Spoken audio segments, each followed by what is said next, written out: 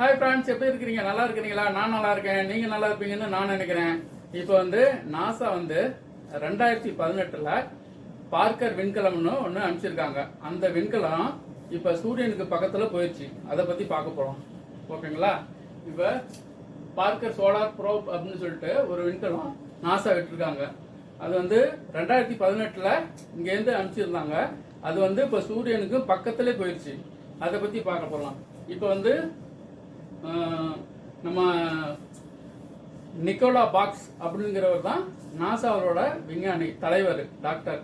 அவர் இந்த சோலார் பார்க்கருக்கு அவர் தான் ஹெட்டாக இருக்கிறாரு. இப்போ அவர் என்ன சொல்லியிருக்கிறாருன்னு பார்க்கலாங்களா? பூமியிலிருந்து சூரியனுக்கு, அதாவது சோலார் ப்ரோப் அங்கே போயிருக்கு. இது பூமியிலேருந்து சோலார் 93 மில்லியன் மைல்கள். சரிங்களா? இது இடையில வீனஸ் இருக்குது, மெர்க்குரி இருக்குது. இதை தாண்டி தான் சூரியனுக்கு அது பக்கத்தில் அது பார்க்கர் போயிருக்கு. இப்போ சூரியன்லேருந்து 93 மில்லியன் மைல், அப்புறம் வீனஸ்லேருந்து 67 மில்லியன் மைல், அதே மாதிரி மெர்க்குரியில் 36 மில்லியன் மைல். இவ்வளோ தூரத்தை கடந்து பார்க்கர் விண்கலம் பக்கத்தில் போயிருக்கு. இப்போ இந்த பார்க்கர் விண்கலம் சூரியன்லேருந்து 3.8 மில்லியன் மைல்கள், அதாவது பக்கத்தில் போயிடுச்சு. சூரியன்லேருந்து இவ்வளோ பாருங்க. இது சூரியன், இதுதான் பார்க்கர் விண்கலம்னு வச்சுக்கோங்க. இங்கே வரைஞ்சிருக்கேன் பாருங்களா? இதுதான் பார்க்கர் விண்கலம். வெறும் 3.8 மில்லியன் மைல்கள் தூரத்தில் தான் இருக்கு. அவ்வளோ தூரத்தில் போயிருக்கு. 2018 போனது. கிட்டத்தட்ட ஒரு 5 வருஷம் ஆயிடுச்சு அது போய் சேர்றதுக்கு. இப்போ பக்கத்தில் அது போயிருக்குது. சரிங்களா?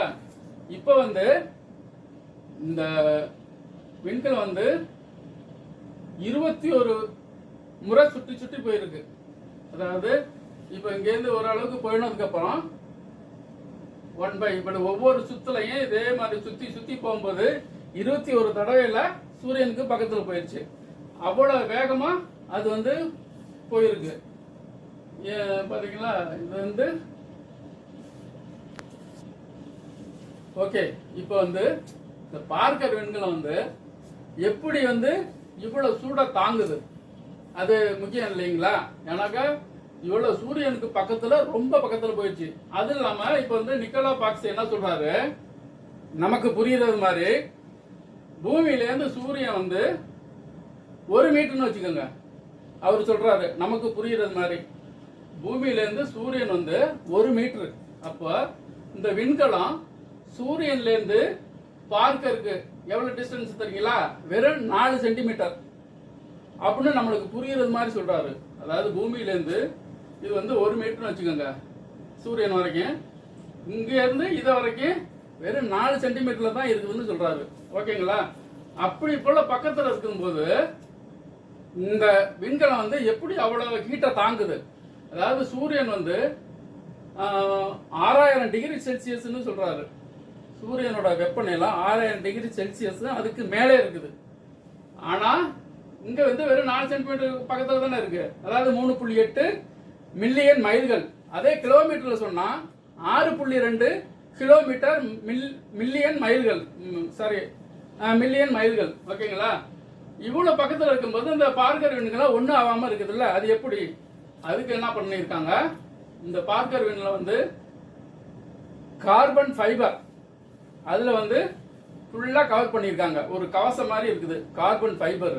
இந்த கார்பன் ஃபைபர் 11.5 சென்டிமீட்டர் கவசத்தால செஞ்சிருக்காங்க. 11.5 சென்டிமீட்டர். ஓகேங்களா? இது 11.5 சென்டிமீட்டர்.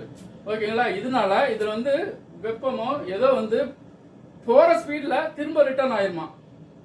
அது அந்த வெப்ப காற்றா இருந்தாலும் சரி, எதா இருந்தாலும் சரி, எவ்வளவு வேகத்துல போகுதோ அவ்வளவு வேகத்துல உடனே ரிட்டர்ன் ஆகுது அப்படின்றாங்க. அப்போ 11.5 சென்டிமீட்டர் சுற்றளவு. இதுல அங்குலத்துல சொன்னா 4.5 அங்குலம் அதுல செஞ்சிருக்காங்க. அதனால இது ஃபுல் கவசமா இருக்கு. அது இல்லாம இது உள்ள இருக்கிற அந்த அந்த காற்று இருக்கு பார்த்தீங்களா?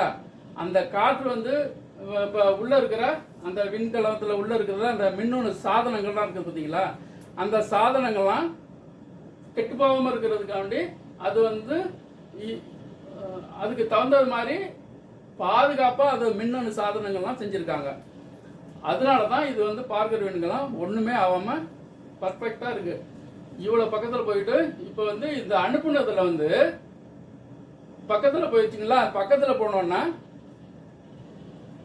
இந்த வந்து இந்த மின்னணு சாதனம்லாம் அதிகமாக கதிர்வீச்சு ஜாஸ்தி இருக்கும் பார்த்தீங்களா, அதெல்லாம் கெட்டு போகாமல் இருக்கிறது மாதிரி செஞ்சுருக்காங்க. அது இல்லாமல் இந்த பார்க்கர் வந்து 1400 டிகிரி செல்சியஸ் வரைக்கும் சூட்டை தாங்கக்கூடியது. அதுக்கு 1400 டிகிரி செல்சியஸ் வரைக்கும் தாங்கிறதுனால இந்த சூரியன் வந்து 6000 டிகிரி செல்சியஸுங்களா, இது வந்து 1400 டிகிரி செல்சியஸ் வரைக்கும் தாங்கக்கூடிய கெப்பாசிட்டி இருக்கு. அதனால அதை வரைக்கும் ஒன்றும் கெட்டு போகாமல் கேடாகாம இருக்கும். அதனால தான் இவ்வளோ பக்கத்தில் போய் விண்கலம் வந்து ஒன்றுமே ஆகாமல் இருக்கு. சரிங்களா? இப்போ இந்த 21 தடவை சுற்றி சுற்றி போகணும்னு சொன்னேன்னு பார்த்தீங்களா, அது வந்து ஒவ்வொரு தடவையும் சுற்றி போகும்போது எவ்வளோ ஸ்பீடில் தருங்க. அப்புறம் 1 ஹவருக்கு வந்து 4,30,000 மில்லியன் ஸ்பீடில் வந்து சுற்றி சுற்றி சுற்றி போகும்.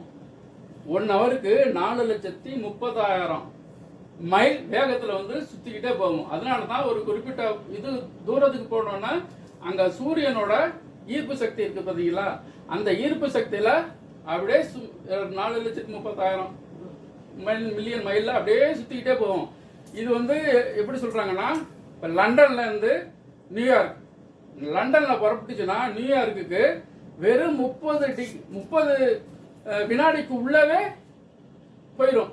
அவ்வளோ வேகத்தில் போகுது அப்படின்னு சொல்கிறாரு நம்ம நிக்கோலா. அடுத்து இங்கே இருக்க சூரியனோட இப்போ வளிமண்டலத்தில் உள்ளத்தில் நுழைஞ்சிருக்குது. வளிபுறம், அதாவது வளிமண்டலம் வந்து மேற்பார்வையை ஒட்டி இருக்குது. இந்த வளிமண்டலம் அது உள்ள நுழைஞ்சிருக்குது. இப்போ இந்த வளிமண்டலத்துக்கு பேர் தான் கொரோனான்னு சொல்கிறாங்க. கொரோனா இப்போ நம்மளுக்கு வந்துச்சு இல்லை கொரோனா, அது கிடையாது, கொரோனா வளிமண்டலத்தோட பேர். சரிங்களா?